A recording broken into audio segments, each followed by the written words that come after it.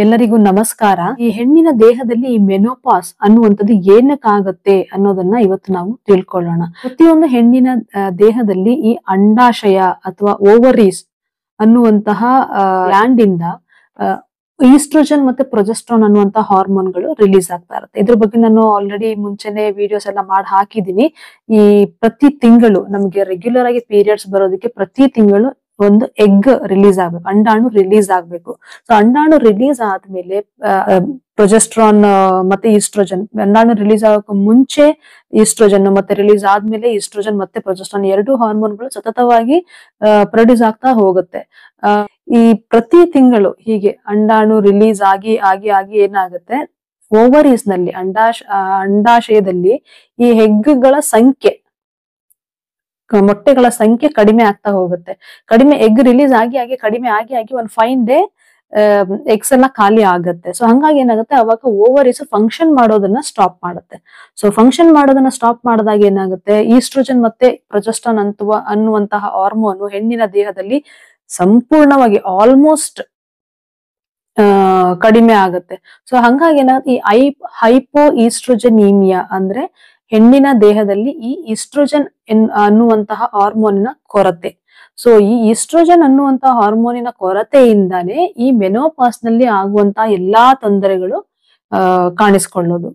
ಅಂದ್ರೆ ಈ ಈಸ್ಟ್ರೋಜನ್ ಅನ್ನುವಂಥದ್ದು ಇಷ್ಟು ವರ್ಷ ಹೆಣ್ಣಿನ ದೇಹದಲ್ಲಿ ಏನೆಲ್ಲ ಕೆಲಸ ಮಾಡ್ತಾ ಇತ್ತಪ್ಪ ಅಂತ ಅಂದ್ರೆ ನೋಡಿ, ಈಗ ಹೆಣ್ಣು ಮಕ್ಕಳ ಸ್ಕಿನ್, ಚರ್ಮ, it's actually very soft and supple ಗಂಡು ಮಕ್ಕಳಿಗೆ ಹೋಲಿಸಿದ್ರೆ. ನಿಜ ಅಲ್ವಾ? ಎಲ್ಲಾರು ಒಪ್ಕೊಂತೀರಾ ಅಲ್ವಾ? ಸೊ ಇದಕ್ಕೆ ಕಾರಣನೇ ಈಸ್ಟ್ರೋಜನ್. ಇದಲ್ಲದೇನೆ ಇನ್ನು ಈ ಹಾರ್ಟ್ ಅಟ್ಯಾಕ್, ಈಗ 45ರಿಂದ 50 ವರ್ಷದ ಒಳಗಿನ ಹೆಣ್ಣು ಮಕ್ಕಳಲ್ಲಿ ನೀವು ಯಾವಾಗಾದ್ರೂ ಹಾರ್ಟ್ ಅಟ್ಯಾಕ್ ಆಗುತ್ತೆ ಅನ್ನೋದನ್ನ ಕೇಳಿದೀರಾ? Very very very very rare. ಆದ್ರೆ ಅದನ್ನ ನಾವು ಗಂಡು ಮಕ್ಕಳಲ್ಲಿ ಕೇಳ್ತಾ ಇದೀವಿ, ಹೌದಲ್ವಾ? ಸೊ ಅಂದ್ರೆ ಈ ಈಸ್ಟ್ರೋಜನ್ ಅನ್ನುವಂಥದ್ದು ಹೆಣ್ಣು ಮಕ್ಕಳಿಗೆ ಹಾರ್ಟ್ ಅದರ ಪ್ರೊಟೆಕ್ಷನ್ ಕೂಡ ಕೊಡುತ್ತೆ. ಅಷ್ಟೇ ಅಲ್ಲದೆ ಬೋನ್ಸ್ ಮೇಲೆ ಆಕ್ಟ್ ಆಗುತ್ತೆ. ಹೆಣ್ಣು ಮಕ್ಕಳ ಬೋನ್ಸ್ ಸ್ಟ್ರಾಂಗ್ ಇರ್ಬೇಕಾದ್ರೆ ಅದಕ್ಕೆ ಈಸ್ಟ್ರೋಜನ್ ಅನ್ನುವಂಥದ್ದು ತುಂಬಾನೇ ಮುಖ್ಯ. ಮತ್ತೆ ಪ್ರತಿ ತಿಂಗಳು ಮೆನ್ಸ್ಟ್ರಲ್ ಸೈಕಲ್ ಬರೋದ್ರಿಂದ ಹಿಡಿದು ಪ್ರೆಗ್ನೆನ್ಸಿ, ಲ್ಯಾಕ್ಟೇಷನ್, ಪ್ರತಿ ಒಂದಕ್ಕೂ ಈಸ್ಟ್ರೋಜನ್ ಅನ್ನುವಂತಹ ಹಾರ್ಮೋನು ಬೇಕೇ ಬೇಕು. ಮತ್ತೆ ಹೆಣ್ಣು ಮಕ್ಕಳ ಬ್ರೇನ್ ಸ್ವಲ್ಪ ಈ ಫೈನರ್ ಮೆಮೊರೀಸ್ ಅಂತ ಇರ್ತಲ್ಲ, ಸಣ್ಣದನ್ನು ಕೂಡ ನೆನ್ಪಿಟ್ಕೊಳ್ಳೋದು, ಇಂಥದ್ದು all the credit goes to oestrogen. ಮತ್ತೆ ರೀಪ್ರೊಡಕ್ಟಿವ್ ಟ್ರ್ಯಾಕ್, ಈ ಗರ್ಭಕೋಶದ ಬೆಳವಣಿಗೆ ಆಗ್ಲಿ, ವೆಜೈನಲ್ ಗ್ರೋತ್ ಮತ್ತೆ ಮೇಂಟೆನೆನ್ಸ್, ಯುರೇತ್ರ, ಯೂರಿನರಿ ಬ್ಲಾಡರ್, ಎಲ್ಲಾದ್ರದ್ದು ರಿಪ್ರೊಡಕ್ಟಿವ್ ಟ್ರ್ಯಾಕ್ಟ್, ಯೂರಿನರಿ ಟ್ರ್ಯಾಕ್ಟ್, ಇದೆಲ್ಲದಕ್ಕೂ ಒಂದು ಹೆಲ್ದಿ ಡೆವಲಪ್ಮೆಂಟ್ ಮತ್ತೆ ಮೇಂಟೆನೆನ್ಸ್ ಆಗ್ಬೇಕಾದ್ರೆ ಅದಕ್ಕೆ ಕಾರಣನೇ ಈ ಈಸ್ಟ್ರೋಜನ್ ಅನ್ನುವಂತ ಹಾರ್ಮೋನು. ಸೊ ಮೆನೋಪಾಸ್ ರೀಚ್ ಆದಾಗ ಏನಾಗುತ್ತೆ, ಆಟೋಮೆಟಿಕ್ ಆಗಿ ಈ ಈಸ್ಟ್ರೋಜನ್ ಮತ್ತೆ ಪ್ರೊಜೆಸ್ಟ್ರಾನ್ ಅನ್ನುವಂತ ಹಾರ್ಮೋನು ಹೆಣ್ಣಿನ ದೇಹದಲ್ಲಿ ಕಮ್ಮಿ ಆಗ್ಲಿಕ್ಕೆ ಸ್ಟಾರ್ಟ್ ಆಗುತ್ತೆ. ಸೊ ಹಂಗಾಗಿ ಅವಾಗ ಏನೇನ್ ತೊಂದರೆಗಳಾಗಬಹುದಪ್ಪ ಅಂತ ಅಂದ್ರೆ, ನಂಬರ್ 1 ಹಾಟ್ ಫ್ಲಾಶಸ್ ಅಂತ ಕರಿತೀವಿ. ಹಾಟ್ ಫ್ಲಾಶಸ್ ಅಥವಾ ನೈಟ್ ಸ್ವೆಟ್ಸ್ ಅಂತ ಕರಿತೀವಿ. ಇದ್ದಕ್ಕಿದ್ದಂಗೆ ದೇಹ ಬಿಸಿ ಆಗೋದು, ತಲೆಯಿಂದ ಕಾಲ್ ತನಕ ಫುಲ್ ಬಿಸಿ ಆಗೋದು, ಬೆವರು ಬರೋದು, ಇದೆಲ್ಲ ಸ್ಟಾರ್ಟ್ ಆಗುತ್ತೆ. ಸೊ ಇದನ್ನ ನಾವು ಹಾಟ್ ಫ್ಲಾಶಸ್ ಅಥವಾ ನೈಟ್ ಸ್ವೆಟ್ಸ್ ಅಂತ, ಇದು ರಾತ್ರಿ ಹೊತ್ತಾದ್ರೆ ಅದನ್ನ ನೈಟ್ ಸ್ವೆಟ್ಸ್ ಅಂತ ಕರಿತೀವಿ.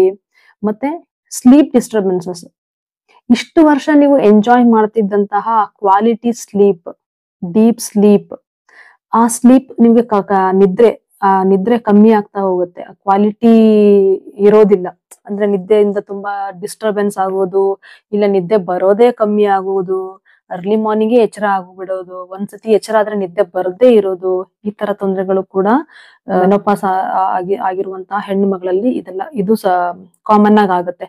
ಮತ್ತೆ ಇನ್ನೊಂದು ಖಿನ್ನತೆ ಅಂದ್ರೆ ಡಿಪ್ರೆಷನ್, ಮತ್ತೆ ಇನ್ನು ಕೆಲವರಲ್ಲಿ ಆಂಗ್ಸೈಟಿ ಅಂದ್ರೆ ಇದ್ದಕ್ಕಿದ್ದಂಗೆ ಗಾಬರಿ ಆಗೋದು, ಏನೋ ಒಂದು ಮೆಂಟಲ್ ಸ್ಟೆಬಿಲಿಟಿ ಇರೋದಿಲ್ಲ, ಇದ್ದಕ್ಕಿದ್ದಂಗೆನೆ ಎದುರ್ಕೊಳ್ಳೋದು, ಇದ್ದಕ್ಕಿದ್ದಂಗೆ ಗಾಬರಿ ಆಗೋದು, ಇದ್ದಕ್ಕಿದ್ದಂಗೆ ಕೋಪ ಬರೋದು, ಕಾರಣ ಇಲ್ಲದೆ ಕೋಪ ಬರೋದು, ಇದ್ದಕ್ಕಿದ್ದಂಗೆ ಮಾತಾಡ್ಬೇಕು ಅಂತ ಅನ್ನಿಸ್ದೇ ಇರೋದು, ಈ ತರ ವೇರಿಯೇಷನ್ಸ್ ಎಲ್ಲ ಆಗುವಂತದ್ದು ಕೂಡ, ಇದೆಲ್ಲದಕ್ಕೂ ಕೂಡ ಮೂಡ್ ವೇರಿಯೇಷನ್ಸ್ ಆಗೋದು, ಇದೆಲ್ಲ ಮೆನೋಪಾಸ್ ಟೈಮ್ ನಲ್ಲಿ ಇದು ಕೂಡ ಕಾಮನ್ ಆಗಿ ಆಗುತ್ತೆ.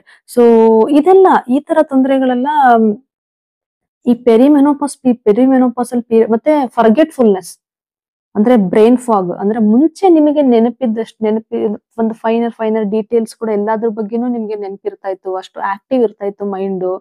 ಈಗ ಏನಾಗುತ್ತೆ, ಇದ್ದಕ್ಕಿದ್ದಂಗೆ ಎಲ್ಲ ಮರ್ತೋಗೋದು, ಏನೋ ನೆನ್ಪು ಮಾಡ್ಕೊಳಕ್ ಟ್ರೈ ಮಾಡ್ತೀರಾ, ನೆನಪಾಗೋದಿಲ್ಲ. ಈಗ ನೆನಪಿದ್ದಿದ್ದು ಇನ್ನೊಂದು 10 ನಿಮಿಷಕ್ಕೆ ನೆನಪಿರೋದಿಲ್ಲ, ಬ್ರೈನ್ ಫಾಗ್ ಆಗೋದು. ಸೊ ಇಂಥ ಎಲ್ಲಾ ತೊಂದರೆಗಳು ಕೂಡ ಈಸ್ಟ್ರೋಜನ್ ಹಾರ್ಮೋನ್ ಕೊರತೆಯಿಂದಾನೇ ಆಗುವಂತದ್ದು. ಸೊ ಈ ತರ ತೊಂದರೆಗಳೆಲ್ಲ ಏನಾಗುತ್ತೆ, ಈ ಪೆರಿಮೆನೋಪಾಸಲ್ ಪೀರಿಯಡ್ ಅಂದ್ರೆ ಪೀರಿಯಡ್ಸ್ ಇರ್ರೆಗ್ಯುಲರ್ ಆಗುತ್ತಲ್ಲ, ಆ ಏಜ್ ನಲ್ಲೇನೆ ಈ ತರ ತೊಂದರೆಗಳೆಲ್ಲ ಜಾಸ್ತಿ ಕಾಣಿಸ್ಕೊಳ್ಳೋದು. ಇನ್ನು ಮೆನೋಪಾಸ್ ರೀಚ್ ಆದ್ಮೇಲೆ ಲಾಂಗ್ ಟರ್ಮ್ ಅಲ್ಲಿ ಇನ್ನೂ ಸುಮಾರು ತೊಂದರೆಗಳಾಗುವಂತ ಸಾಧ್ಯತೆಗಳಿರುತ್ತೆ. ಏನಪ್ಪಾ ಅಂದ್ರೆ, ಈಗ ಎಸ್ಪೆಷಲಿ ಈ ಬೋನ್, ನಾನು ಮುಂಚೆನೆ ಹೇಳ್ದಂಗೆ ಹೆಣ್ಣು ಮಕ್ಕಳಿಗೆ ಬೋನ್ಸ್ ಸ್ಟ್ರಾಂಗ್ ಇರ್ಬೇಕಂದ್ರೆ ಈಸ್ಟ್ರೋಜನ್ ತುಂಬಾ ಇಂಪಾರ್ಟೆಂಟ್. ಸೊ ಈಸ್ಟ್ರೋಜನ್ ಕೊರತೆ ಆದಾಗ ಏನಾಗುತ್ತೆ, ಬೋನ್ಸ್ ಎಲ್ಲ ವೀಕ್ ಆಗೋದು, ಮೂಳೆಗಳು ಸವಿಲಿಕ್ ಸ್ಟಾರ್ಟ್ ಆಗುತ್ತೆ. ಸೊ ಒಂದ್ಸಲ ಮೂಳೆಗಳು ಸವಿದು ಈ ವೀಕ್ ಆದಾಗ ಏನಾಗುತ್ತೆ, ಸಣ್ಣ ಏಟಾದ್ರೂ ಇಲ್ಲ, ಒಂದ್ಸಲ ಜಾರ್ ಬಿದ್ರೂ ಇಲ್ಲ, ಸ್ಲಿಪ್ ಆದ್ರೂ ಕೂಡ ಫ್ರಾಕ್ಚರ್ ಆಗುವ ಸಾಧ್ಯತೆಗಳು ಜಾಸ್ತಿ ಇರುತ್ತೆ. ಮತ್ತೆ ಈ ಕೀಲ್ ಸಂದುಗಳು ಅಂದ್ರೆ ಜಾಯಿಂಟ್ಸ್ ಟೇರ್ ಆಗೋದು, ಆಸ್ಟಿಯೋಆರ್ಥ್ರೈಟಿಸ್, ಉರಿ ಊತಗಳು ಬರೋದು ಜಾಯಿಂಟ್ಸ್ ಅಲ್ಲಿ, ಇದು ಎಲ್ಲ ಕೂಡ ಕಾಮನ್ ಆಗುತ್ತೆ. ಮತ್ತೆ ಹಾರ್ಟ್ ಅಟ್ಯಾಕ್ ರಿಸ್ಕ್ ಒಂದ್ಸಲ ಮೆನೋಪಾಸ್ ರೀಚ್ ಆದ್ಮೇಲೆ ಹೆಂಗಸರಲ್ಲೂ ಕೂಡ ಗಂಡಸರಷ್ಟೇ ರಿಸ್ಕ್ ಜಾಸ್ತಿ ಆಗುತ್ತೆ. ಸೊ ಹಾರ್ಟ್ ಅಟ್ಯಾಕ್ ಆಗ್ಬೋದು.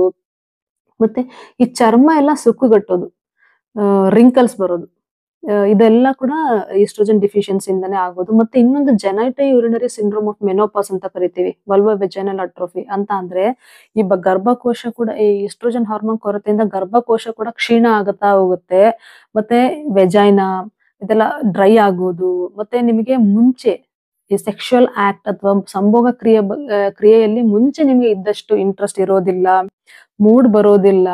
ಮತ್ತೆ ಸಂಭೋಗದ ಟೈಮಲ್ಲೂ ಕೂಡ ನಿಮ್ಗೆ ಡ್ರೈನೆಸ್ ತುಂಬಾ ಫೀಲ್ ಆಗೋದು, ಉರಿ ಬರೋದು, ಪೇನ್ ಆಗೋದು, ಮತ್ತೆ ಕೆಲವು ಸರಿ ಬ್ಲೀಡಿಂಗ್ ಕೂಡ ಆಗಬಹುದು. ಈ ತರ ಎಲ್ಲಾ ತೊಂದರೆಗಳು ಕೂಡ ಮೆನೋಪಾಸ್ ರೀಚ್ ಆದ್ಮೇಲೆ ಇಂಥ ತೊಂದರೆಗಳೆಲ್ಲ ಸ್ಟಾರ್ಟ್ ಆಗ್ಲಿಕ್ಕೆ ಶುರು ಆಗುತ್ತೆ. ಸೊ ಈ ಎಲ್ಲಾ ತೊಂದರೆಗಳ ಬಗ್ಗೆ ನಾನು ಡೀಟೇಲ್ ಆಗಿ ಒಂದೊಂದು ವಿಡಿಯೋ ಮಾಡಿ, ಮತ್ತೆ ಅದಕ್ಕೆ ಪರಿಹಾರ ಏನು ಅನ್ನೋದ್ರ ಬಗ್ಗೆನೂ ಕೂಡ ನಾನು ನಿಮ್ಗೆ ಮುಂದಿನ ವಿಡಿಯೋಗಳಲ್ಲಿ ಹೇಳ್ತಾ ಹೋಗ್ತೀನಿ. ನಮಸ್ಕಾರ.